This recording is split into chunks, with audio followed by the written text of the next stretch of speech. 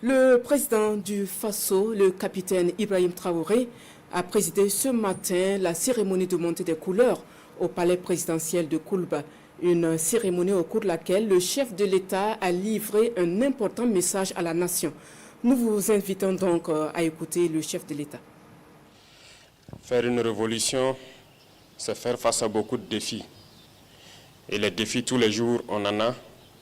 Et Dieu merci, on arrive à les relever. C'est le cas donc ces dernières semaines qui ont été riches en événements. Sur le champ de bataille, la pression est montée donc dans ce mois d'octobre. Dieu merci, c'est couronné par plusieurs succès. Et nous allons continuer donc à accentuer les opérations jusqu'à anéantir donc ces barbares venus pour donc troubler notre quiétude. Nous rendons grâce à Dieu.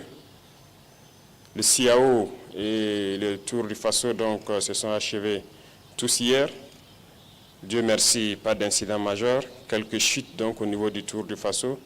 Mais le ministre m'a rassuré que ce sont donc des blessures légères qui ont été prises en charge. Au niveau du CIAO aussi, malheureusement, il y a eu un petit incident dû à l'explosion d'une bouteille de gaz qui a fait aussi quelques blessés, également pris en charge. Donc on ne peut que rendre grâce à Dieu pour la tenue de ces deux événements qui viennent témoigner encore donc de la résilience du peuple burkinabé, qui vient donc mettre à nu les mensonges de ces médias qui tentent à faire couler un narratif comme quoi le Burkina est à feu et à sang. Mais les coureurs ont pu parcourir donc le pays en long et à large sans incident. Et aussi oui, c'est le lieu donc de rendre hommage aux différentes forces de défense et de sécurité et à nos vaillants VDP qui ont tout mis en œuvre pour que tous ces événements se déroulent sans problème.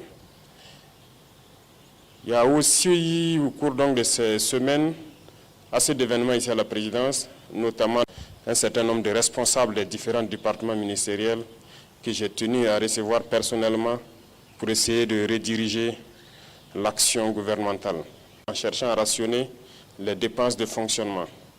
Parce que nous nous sommes rendus compte que le fonctionnement prend tellement de place dans notre budget que nous étions obligés de lire donc ces milliers de pages. Ce n'est pas pour le plaisir des yeux, mais nous étions obligés de le lire, de faire venir chaque responsable et d'essayer de rationner pour que le budget serve à faire des investissements socio-économiques structurants de base au profit de nos masses populaires.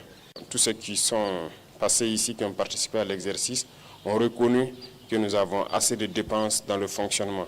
Et nous allons continuer dans ce sens à minimiser les dépenses de fonctionnement de l'administration pour pouvoir investir mieux au profit de nos populations. Ceux qui ont compris le message, je pense que c'est le cas pour la plupart, je les invite donc à redoubler d'efforts, à faire en sorte que nous puissions minimiser les dépenses de fonctionnement. Tout ce qui peut être économisé doit être économisé et investi au profit donc de nos populations.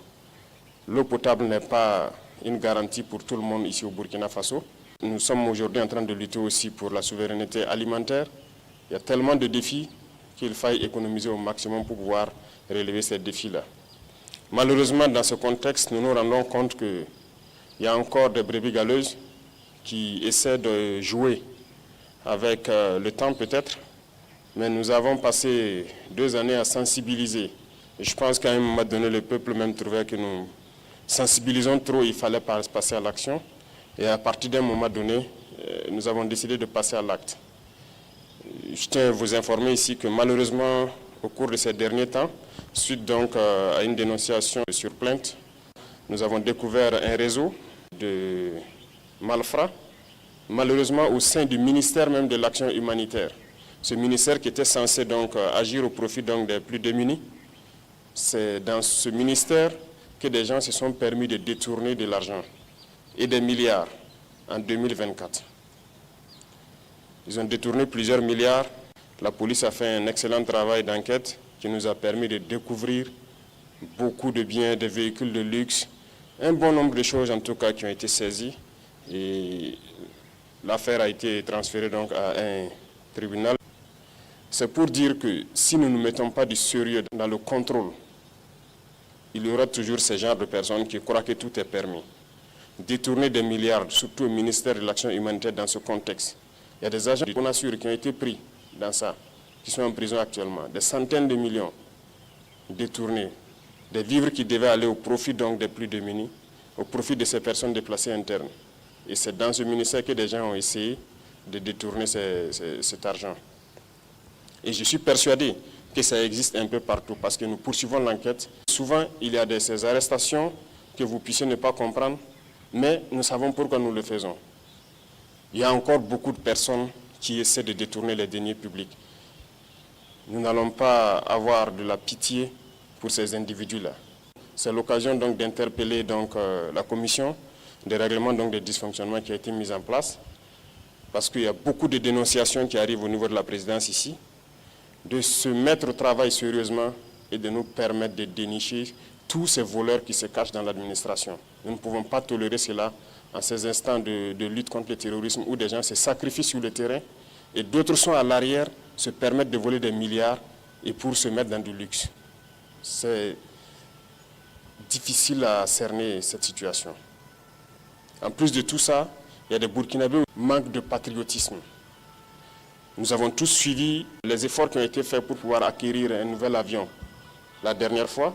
Et j'étais obligé de recevoir la semaine passée 2 mécaniciens de la compagnie qui, dès l'arrivée de l'avion le 2 du mois dernier, le 3 déposent une demande de démission.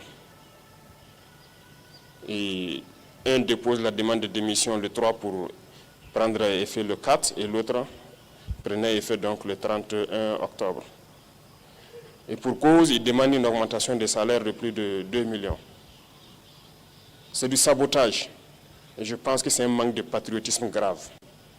Le conseil d'administration a essayé, vaille que vaille, de les raisonner. Ils sont même allés faire des concessions jusqu'à 400 000 francs de plus sur leur salaire et tout.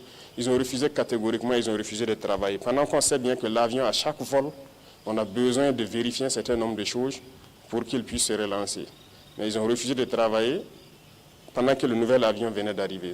Ça, c'est du sabotage pur et dur. Un avion qui arrive le 2 et le 3, vous décidez de ne pas travailler, des mécaniciens.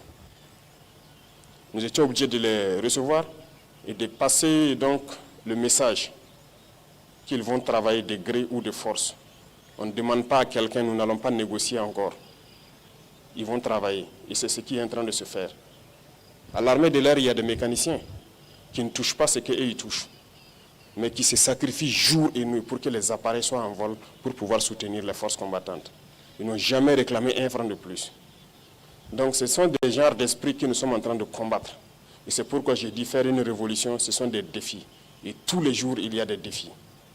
Et il en sera ainsi. Pour tous ceux qui vont essayer de saboter, nous prendrons les mesures qu'il faut, de gré ou de force. Ils vont faire ce qu'ils doivent faire pour la patrie. Nous n'allons plus tolérer un certain nombre de choses.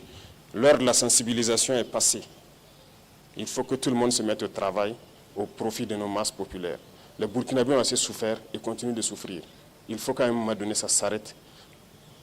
La masse populaire a le droit aussi de connaître un peu de joie, de vivre et de savourer ce qui appartient au Burkina Faso, nos richesses.